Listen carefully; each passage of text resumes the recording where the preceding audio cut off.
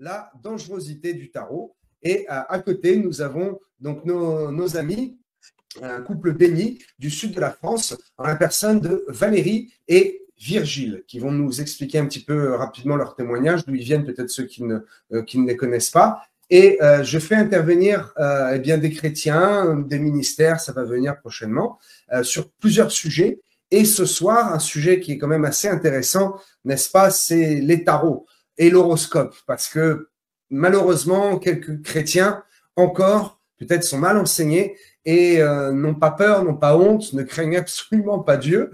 Et le matin, vont à l'église, l'après-midi, ils font un peu le tarot et le soir, ils consultent l'horoscope.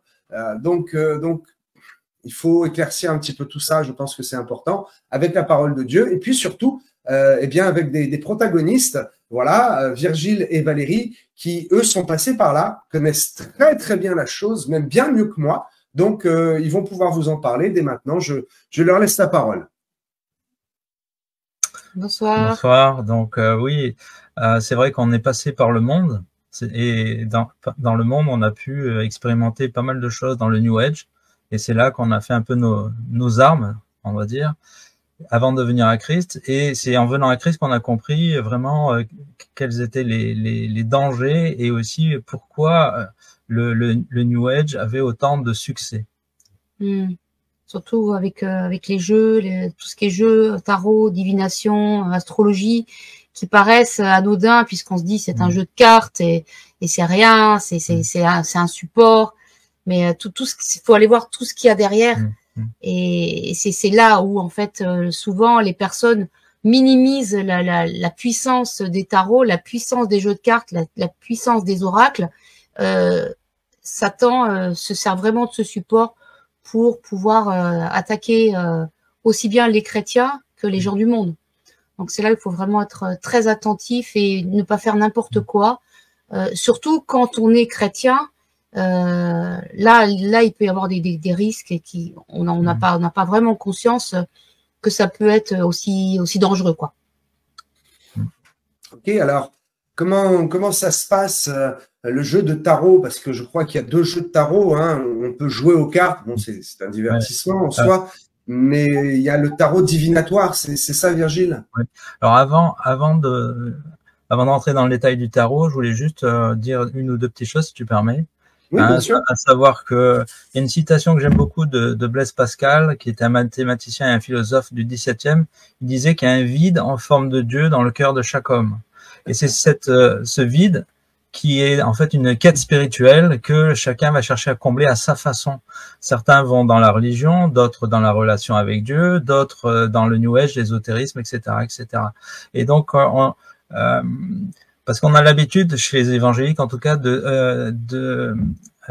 dire, de diaboliser les gens qui sont dans le New Age, alors que les gens dans le New Age, ils sont aussi dans une forme de quête spirituelle, mais au mauvais endroit. Hein, voilà. Et nous, on est passé par là, et à l'époque, on était animés de belles intentions, on n'était pas des satanistes, si tu veux. Hein, mais on n'avait pas conscience de ses limites. Voilà. Deuxième petite chose que je voulais dire, c'est que en fait, Satan est un imitateur et donc il a cherché à détourner les dons spirituels. Par exemple, dans la foi chrétienne, il y a le don de prophétie, et bien il l'a transformé en don de divination. Par exemple, avec tout ce qu'il y a derrière, médiumnité, voyance, etc. L'astrologie, le tarot, etc., etc. Tu vois, donc on peut faire un parallèle entre les dons spirituels et ce qui est proposé dans le New Age.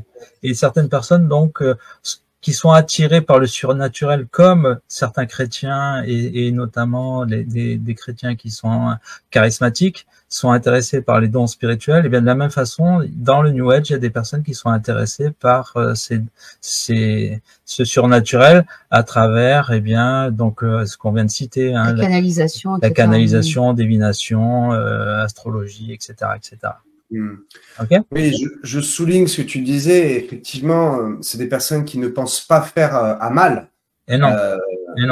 Mais c'est pas parce qu'on pense faire bien que la chose est bien. Le royaume de Dieu fonctionne différemment du principe humain. Et effectivement, ce sont des personnes qui sont en quête spirituelle. Et Satan est malin. Il détourne absolument tout le message de l'évangile et il s'amuse à inverser. Et effectivement, là où on trouve des dons de prophétie, des dons de paroles de connaissance, de paroles de sagesse, c'est là où, inversement, on va trouver bien des paroles de connaissance, mais au travers, non pas du Saint-Esprit, de la révélation biblique, mais au travers de ce jeu de cartes. La prophétie au travers de peut-être une boule de cristal, bon, c'est un peu le cliché, hein, mais au travers de voyants et au travers de personnes qui vont se présenter devant une autorité spirituelle, une entité spirituelle, mais beaucoup, et c'est vrai, une majorité ne savent pas à qui ils ont affaire. Et je pense que vous pouvez me confirmer tous les deux que vous ne saviez pas à ce moment-là, mais que maintenant vous savez que vous êtes peut-être ceux qui tirent la sonnette d'alarme, qui vont dire attention, ne faites plus ce genre de choses. Tout à fait, tout à fait. Donc, par rapport au New Age, ce sont des gens qui sont en quête de lumière seulement. C'est une fausse lumière, et une fausse lumière qui émane de Satan. Et donc, c'est pour ça que c'est un raccourci de dire que ce sont des satanistes. Hein, mais parce qu'ils n'ont pas du tout conscience qu'ils sont sur cette voie-là, c'est tout. Et c'est là le danger. Mais c'est la lumière qui les intéresse, c'est pas le côté maléfique, bien sûr, parce que à chaque fois, les personnes cherchent à développer certains dons, certains talents pour pouvoir soigner, aider les autres. Voilà. Il y a toujours une intention altruiste. Il y a le danger de voilà. Donc du coup les tarots, ben on a l'impression que c'est qu'un jeu de cartes classique. Je sais pas. De cartes classiques et en fait ce jeu de cartes c'est pas un jeu de cartes classique et le danger il est vraiment dans la façon dont on manipule le tarot et surtout les questions qu'on va poser à ce jeu de cartes, quoi. Donc pour revenir à ce que tu disais par rapport au tarot, il y a plusieurs jeux de tarot. Il y a le tarot le jeu que les gens jouent comme un jeu de cartes, un jeu de société. Il y a le tarot divinatoire, dont le plus connu, c'est le tarot de Marseille. Et après, il y a les oracles. Et dans les oracles, on peut trouver de tout et n'importe quoi. Par exemple, on peut trouver le tarot des anges, on peut trouver le tarot de la nature, le tarot de ceci, de cela, le tarot des minéraux. Enfin, on peut trouver des jeux de tarot sur n'importe quelle thématique. Le tarot des animaux, le tarot je sais pas, des totems, tout ce que tu veux. Et alors donc tu poses, en fait, j'apprends aussi, je connais pas le fonctionnement du tout, tu poses une question et en tirant les cartes, tu as la réponse. Alors ce qui est très intéressant, c'est que un des tirages les plus connus dans le tarot, c'est le tirage en croix. Ouais. C'est-à-dire que on va mettre 4 cartes en forme de croix. Et chaque position de carte va donner une indication. Par exemple, la carte numéro 1, ça va être la situation. La carte numéro 2, ça va être le défi, l'obstacle. La 3, le futur. La 4, la solution. Et à la fin, on va mettre une 5e carte au centre, qui est la synthèse de tout ça. Tu vois ?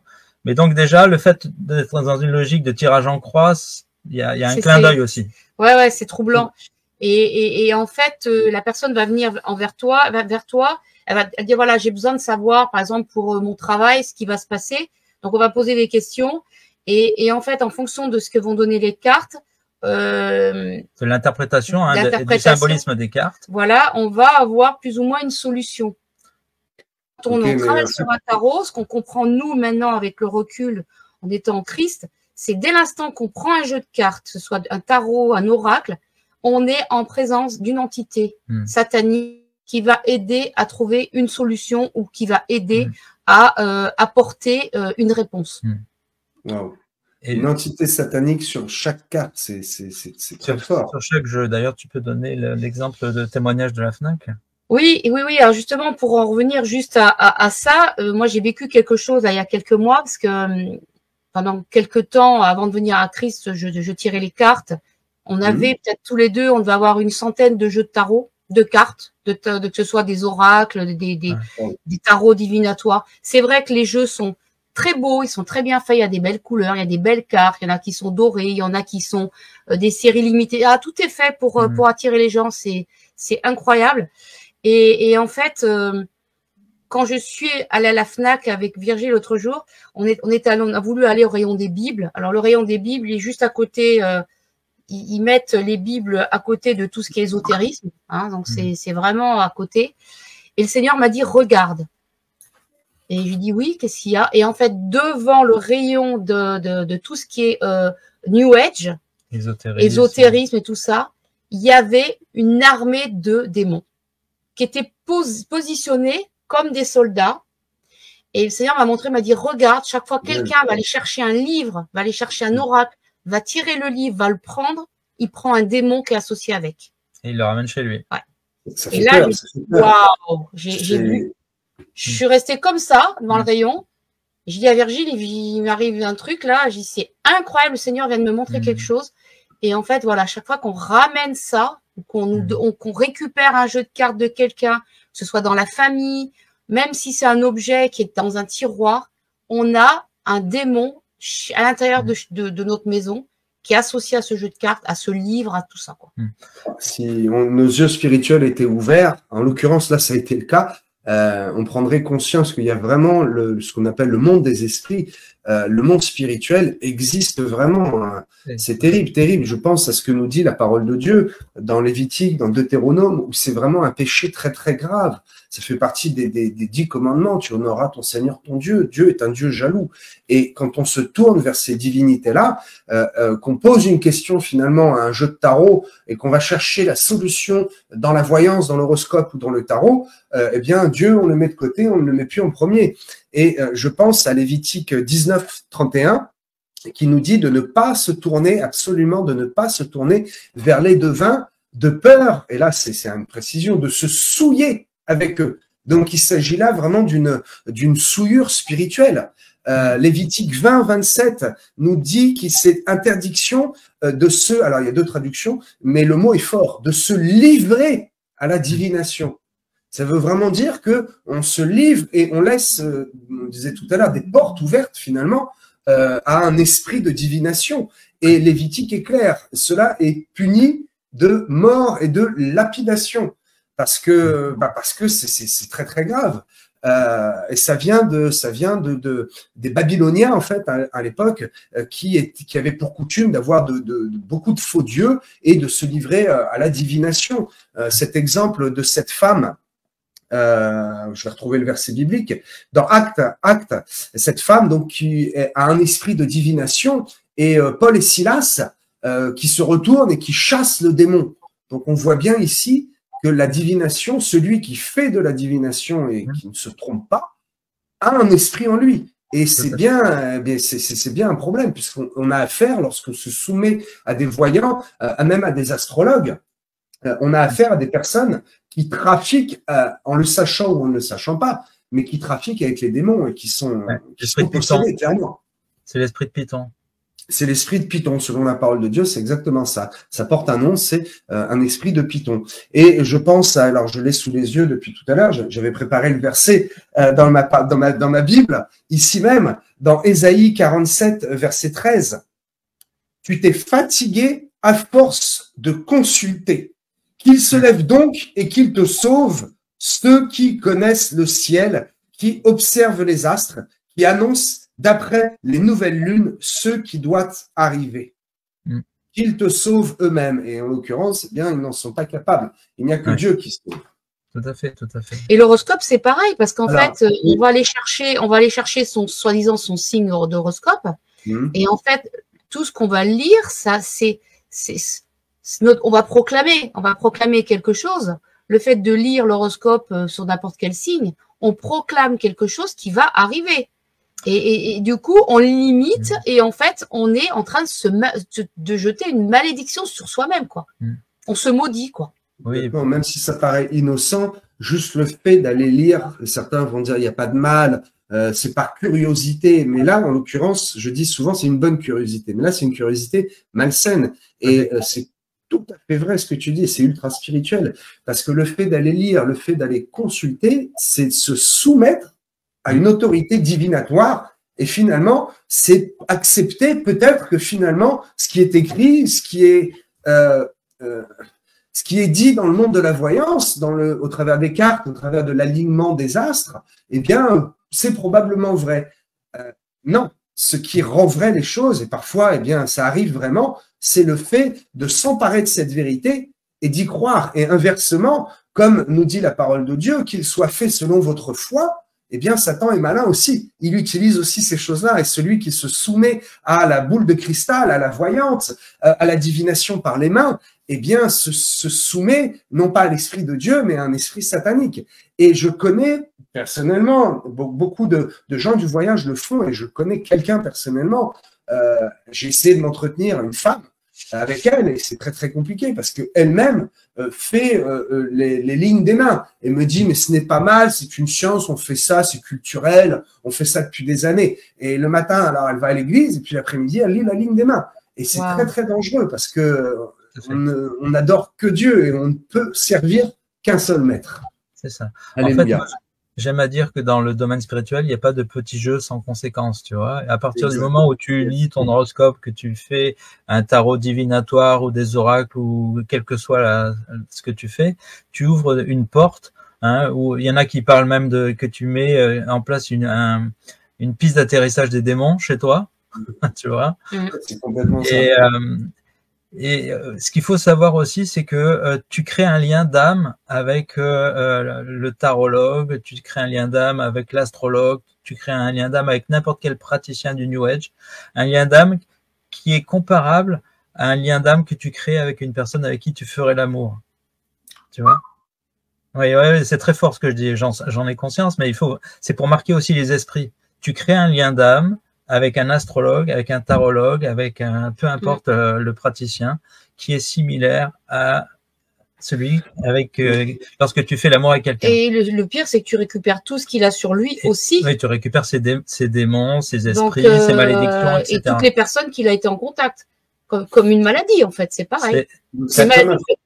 Maladie spirituellement transmissible pour le coup. Ouais, mais c'est ça. Mais donc c'est comme un transfert pas seulement spirituel, mais également charnel.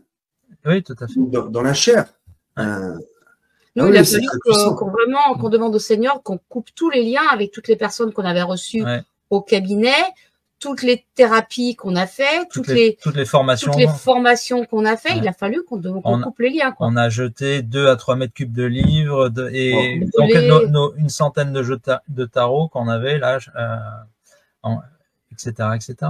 Et comment vous êtes passé du mensonge de Satan à la vérité de Jésus-Christ? Parce que c'est compliqué. Vous aviez, je veux dire, quand même toutes les preuves que ça existe. Et pourquoi finalement vous tournez vers une autre lumière? Parce que le Saint-Esprit nous l'a révélé. Voilà. C'était quelque chose qui était criant à l'intérieur de nous, que ça ne pouvait plus cohabiter, quoi. À partir du moment où tu vois la vraie lumière, tu peux plus regarder en face la fausse lumière. Exact. Donc finalement, ce n'est pas un combat si difficile. Il est possible pour n'importe quel chrétien d'aller prier et d'aller exhorter un voyant, quelqu'un qui tire les cartes, quelqu'un qui est dans ce qu'on appelle l'occultisme, et de lui démontrer que juste il s'est trompé de chemin et que la quête est bonne, mais la direction est mauvaise. C'est pour ça que tout à l'heure, en introduction, je disais que ces personnes-là, elles n'étaient pas animées de mauvaises intentions, que c'était pas des satanistes, etc. Ouais. La plupart d'entre eux, en tout cas, sont animés en recherche. Et donc, si on les approche en frontal en disant que ce sont des satanistes et que voilà, qui font du mal et qui vont aller en enfer, là, tout de suite, la porte sera fermée. Mais si par contre, on leur dit que qu'ils sont en recherche et que donc tout ce qu'ils ont fait, c'est la preuve de leur recherche, mais que voilà, ils ont cherché au mauvais endroit et qu'ils peuvent trouver la vraie lumière en Jésus-Christ. Là, je pense qu'on peut, en tout cas, moi à l'époque, j'aurais pu entendre ça. Alors que si on m'avait dit que j'étais dans le mensonge et puis dans le satanisme, là, j'aurais jamais pu l'entendre. Oui, et après, en deuxième temps, on développe et on explique les conséquences de nos actes. Mais ça, le Saint-Esprit t'en convainc, donc c'est violent. Il y a même eu des moments, avec Gagil, on avait des livres, on ne savait pas. Et j'étais là, j'avais le livre dans les mains, je disais, Seigneur, si ce livre, il est vraiment, il n'est pas, qu'il faut le jeter, parce qu'à un moment donné, tu sais plus, tu as tellement de bouquins, tu sais plus. J'avais le livre dans les mains, je dis, Seigneur, je vais ouvrir le livre et tu vas me montrer si ce livre, il est à ta gloire ou pas. J'ouvrais le livre, je tombais sur une phrase. Et je savais qu'il fallait que je jette le livre. Une phrase. Il y avait un mot, c'était voilà, le soi, des trucs vraiment très New Age. Pour moi, c'était plus difficile ça, parce que j'ai écrit 9 livres, dont la plupart sont des livres qu'on peut considérer être des livres de New Age, ce qui fait que j'ai un attachement au livre et faire le tri des livres, ça a été un peu plus compliqué, mais Valérie m'a beaucoup aidé. Voilà. Vous avez eu un cheminement, mais je retiens ce que tu dis et qui est très important. Et si quelques-uns nous entendent, c'est un très très bon conseil. Effectivement, ne pas y aller avec le couteau, comme on dit, et condamner, tu es sataniste, même si les œuvres sont occultes, il faut quand même aller avec de l'amour, n'est-ce pas? C'est la meilleure arme.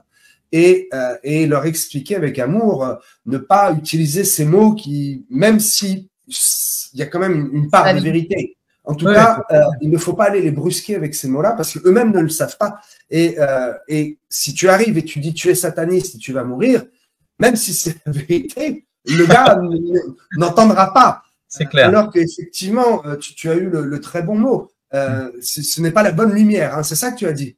Oui, ils sont en quête de lumière, mais c'est une fausse lumière qu'ils poursuivent et pas la vraie lumière. C'est marrant cette histoire de lumière parce que je pense, il n'y a pas longtemps que je sais ça, une phrase typique chez les francs-maçons qui viennent t'aborder et qui peuvent peut-être penser que tu es dans une loge parce que tu t'habilles d'une manière particulière, tu t'exprimes d'une manière particulière. Et une des premières questions, c'est mais tu n'as pas la lumière, tu as la lumière. As-tu reçu la lumière?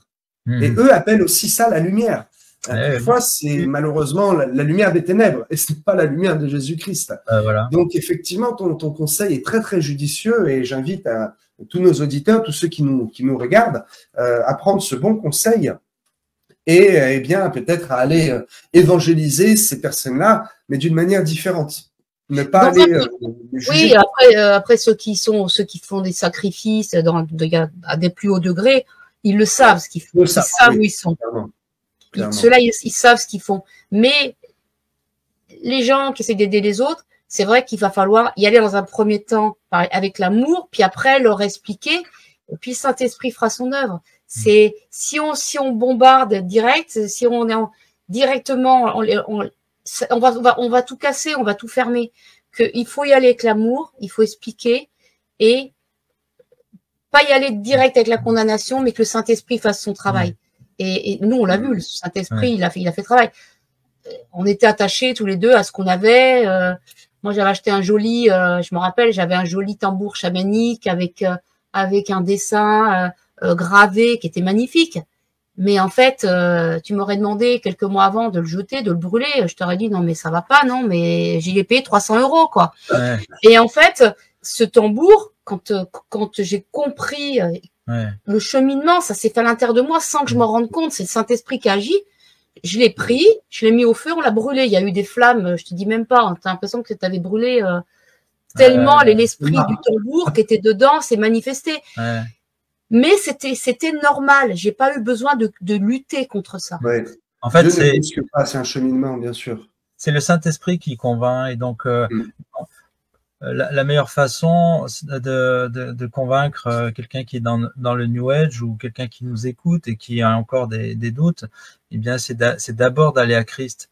Et une fois que la personne naît de nouveau, le Saint-Esprit à l'intérieur fait son œuvre. Il n'y a pas besoin de plus d'arguments que ça. C'est personne qui nous a dit tout ça. Hein, c'est à un moment donné, on s'est dit non, là, on peut plus continuer de faire ça.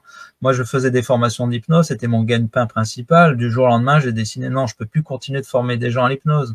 Tu vois. Et Valérie, pareil, je peux plus continuer à utiliser du tarot, des choses comme ça dans les consultations. Et ce qui fait que ça nous a amené naturellement, on a fermé le cabinet, moi j'ai dû me changer d'un peu d'activité, etc. Ça nous a amené à faire des sacrifices. C'est biblique, hein, le fait de brûler des livres et les jeux de tarot. On voit ça dans Deutéronome, il me semble, non? C'est pas... Lévitique, Nombre ou Deutéronome, effectivement, où ils brûlent ils amènent tous leurs livres et ils les brûlent. En fait, tous les objets, donc on comprend au travers de ces versets, tous les objets qui servent à la divination.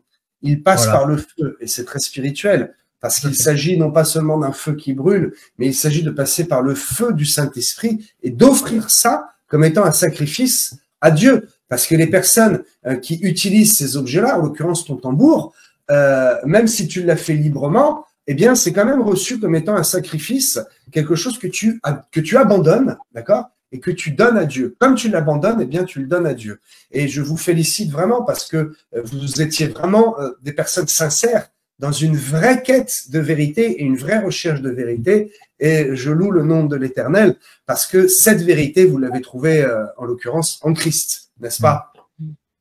Et donc, ce qu'il faut retenir là de ce qu'on vient de dire, c'est qu'il n'y a pas de petits jeux sans conséquence. Il n'y a pas de juste un horoscope, juste un petit... Juste un Halloween, juste un Halloween, juste un déguisement, juste ceci. Il n'y a pas ça n'existe pas le juste. Parce que ça ouvre une porte, et à partir du moment où ça ouvre une porte, plus une autre, à un moment donné, ça fait des courants d'air, et puis voilà. Une image de courant d'air. Il n'y a pas de petit... Et en fait, je le dis assez souvent, il n'y a pas de petit péché. Un péché est un péché mène à la mort. Mais il y a une différence dans les degrés de péché. Est-ce qu'un enfant qui vole un bonbon consciemment, le péché est aussi mauvais, si je puis dire, que de tuer quelqu'un? C'est difficile de répondre parce qu'un péché est un péché. Donc, tournons-nous vers une réponse intelligente. La différence entre celui qui vole le bonbon et celui qui tue quelqu'un, c'est quoi? C'est les conséquences. Il va y avoir des conséquences différentes, effectivement, à faire un sacrifice de sang, à aller égorger un poulet et à dire à qui veut l'entendre, eh bien, donne-moi ça.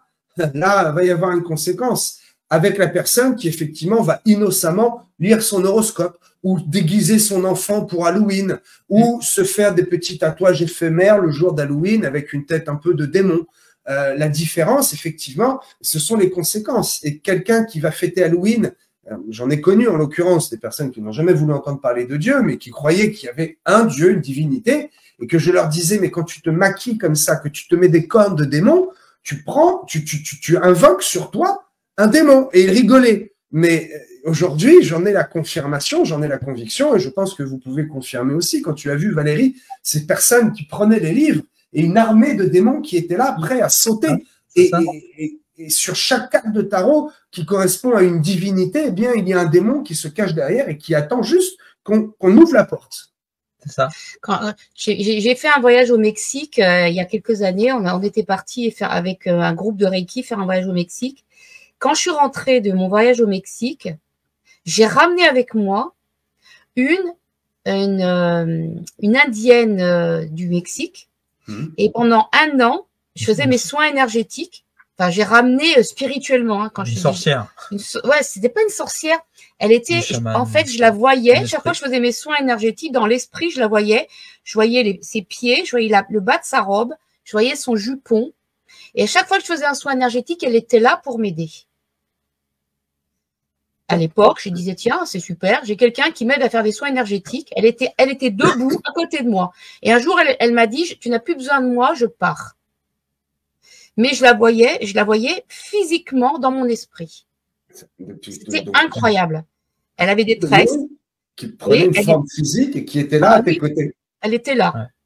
Alors, ce qui est intéressant, parce qu'on n'en a pas parlé, c'est que lorsqu'on vient à Christ, il y a un temps d'épuration, mais Dieu rachète nos dons, ce qui fait que les dons qu'avait Valérie de guérison, où elle pouvait voir les esprits, des choses comme ça, eh bien, elle l'a récupéré maintenant, mais à la gloire de Dieu. Dieu utilise les capacités que l'on avait avant. Oui, mais maintenant, il les détourne, comme Jésus dit, je ne suis pas venu abolir la loi, mais l'accomplir. Dieu a transformé vos talents, vos dons, et les utilise à sa gloire, pour sa gloire. C'est ça. Et en fait, c'est très déstabilisant au début, parce que bon, pendant une période, j'ai rien vu, et tant mieux, parce que du coup, quand je suis venue à Christ, et à un moment donné, j'ai recommencé à avoir des paroles de connaissance, à sentir des choses, et je me suis dit, aïe, aïe, aïe, qu'est-ce qui se passe? Mon Dieu, est-ce que je retourne dans le New Age? J'ai eu très peur par rapport à ça, et j'ai dit au Seigneur, j'ai dit non, mais qu'est-ce qui se passe? Saint-Esprit m'a montré, il m'a dit non, c'est bon, ne t'inquiète pas. Et en fait, il y avait d'autres chrétiens était là, qui avait des paroles de connaissance qui étaient les mêmes qui étaient similaires aux miennes. Il m'a montré que c'était pas de Satan, mais que c'était bien de Dieu, et que du coup, je pouvais avoir confiance dans ce que je ressentais, que c'était racheté. Il m'a dit, c'est racheté. C'est racheté, exactement. Je pense à quelque chose, on va conclure sur ces quelques prochains mots. Vous parlez tous les deux avec ce langage d'expression, et ça vient de me tilter, de New Age, et je viens de comprendre ce qu'est réellement le New Age. Et je pensais, moi, que c'était peut-être un mouvement, alors ça vous fait rire, je pense, tu sais, un peu 70s, un peu à la Baba Cool, avec des tambourins, des trucs, des mélodies un peu on recherche un peu la spiritualité, la méditation, mais c'est pas plus que ça. Parce que le nom de New Age, le Nouvel Âge, effectivement, est très trompeur. Parce que dans le New Age, beaucoup font, alors sans le savoir, encore une fois, c'est pas une condamnation, mais une majorité, finalement, font de la sorcellerie, des actes de divination qui sont, encore une fois, répréhensibles et qui sont une horreur et une abomination à Dieu. Oui. Et l'apparence peut paraître belle, mais le fond, visiblement, le fond de la marmite est très mauvais. C'est vrai qu'on en parle depuis les années 70, mais ça a toujours existé. Mais ça a évolué, et évolué pas dans le bon sens, mais ça s'est transformé pour que ce soit acceptable et que ce soit plus ce côté baba cool, mais que ça rentre dans toutes les couches de la société et que ce soit accepté dans des hauts niveaux, des hautes sphères de la société. Et en fait, pour conclure aussi, donc Satan cherche à travers tout ça à nous détourner de la prière et de la relation à Dieu. Parce que quand on va voir donc un tarologue, un astrologue, peu importe, eh bien, au lieu de se mettre à genoux et de prier Dieu et d'écouter ce qu'il a à nous dire, on va demander aux hommes, hein. Et pendant ce temps, on n'est pas dans la prière ni dans la relation à Dieu. Et si je peux terminer sur la phrase que j'ai commencé la phrase de Blaise Pascal, hein, donc je reprends le début. Il y a un vide en forme de Dieu dans le cœur de chaque homme. Et je continue la phrase, qui ne peut être rempli par aucune chose qui ait été créée, mais seulement par Dieu qui s'est fait connaître aux hommes par Jésus. Donc ce vide intérieur que tout le monde possède, il peut être comblé que par Dieu et donc par Jésus. Tu vois? Exact. Exact. C'est une phrase que je connaissais depuis longtemps, je ne savais pas de qui c'était, mais effectivement, l'homme a un vide intérieur, hein. Tu peux y mettre de l'amour charnel, tu peux y mettre de la drogue, tu peux y mettre de l'argent, de la suractivité dans le travail, de la réussite par le travail. Il y aura toujours un endroit, un moment, il manquera quelque chose. Il y a que Dieu qui peut venir le combler, la puissance de Dieu. Ok, alléluia. Eh bien, merci à tous les deux. Alors Valérie, je crois que voilà, tu avais déjà des dons et que maintenant ces dons, tu les utilises différemment. Et en l'occurrence, tu chantes. C'est ça? Oui. Tu as une chaîne YouTube, tu as quelque chose. Oui. Je vais afficher le site internet, voilà, sur lequel on peut trouver des liens, Alors oui, le site internet que vous voyez s'afficher, ça rebascule vous allez tomber sur mes musiques qui rebasculent sur YouTube.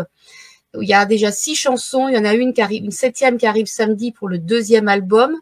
Voilà, 2e album que j'ai enregistré la semaine dernière.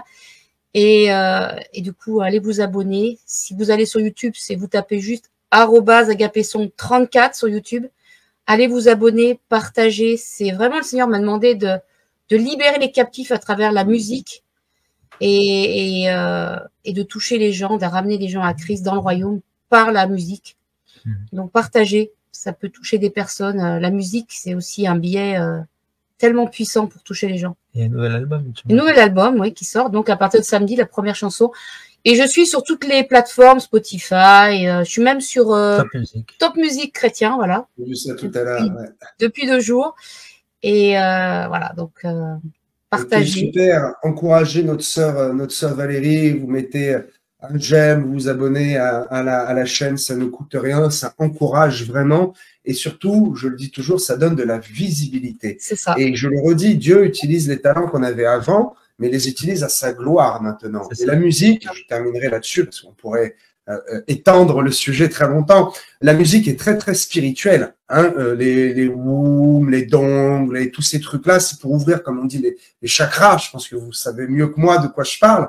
Mais C'est très, très spirituel. Et d'un côté, il est très facile d'attirer les démons avec de la musique particulière. Et de l'autre côté, il est très facile d'attirer le regard et l'attention des anges lorsque on chante, lorsqu'on rend gloire à Dieu avec de la musique, n'est-ce pas? Et donc, c'est ce que tu fais, voilà. Je vous encourage à aller tout de suite cliquer sur le lien, là, voilà, Agapé Song, vous allez sur YouTube, et puis le matin, le soir, vous mettez ça un petit peu en fond, pendant que vous priez, pendant que vous méditez à la gloire de Dieu, n'est-ce pas? C'est une très bonne chose. Ok, je pense que voilà, notre direct, nous arrivons voilà à la fin, on a dépassé un petit peu à peine le format, mais je pense que c'était un direct qui était très très intéressant, édifiant pour tous ceux qui nous suivent. Et s'il y a des personnes qui ont des questions par rapport à au New Age, yes. Alors qu'est-ce qu'on peut faire si on a eu recours à l'astrologie associée à cela, qui viennent vers nous et on s'il y a des personnes qui ont vraiment des questions particulières, parce que c'est des connaissances que je n'ai pas, qui ne m'intéressent pas du tout de toute façon, mais ce sont des connaissances que je n'ai pas, que vous avez. Donc, si quelques-uns ont des questions, qu'ils se tournent vers moi, vous m'écrivez par mail pdv.rouen@yahoo.com. Et bibliquement, moi, je vous apporterai une réponse biblique, mais d'une connaissance, par expérience, je retransmettrai les questions à Virgile qui connaît vraiment, qui est bien calé sur le sujet et qui saura vous donner de bonnes réponses spirituelles. Ok. Merci à vous deux. C'est une réussite pour une première en duo. Merci à toi.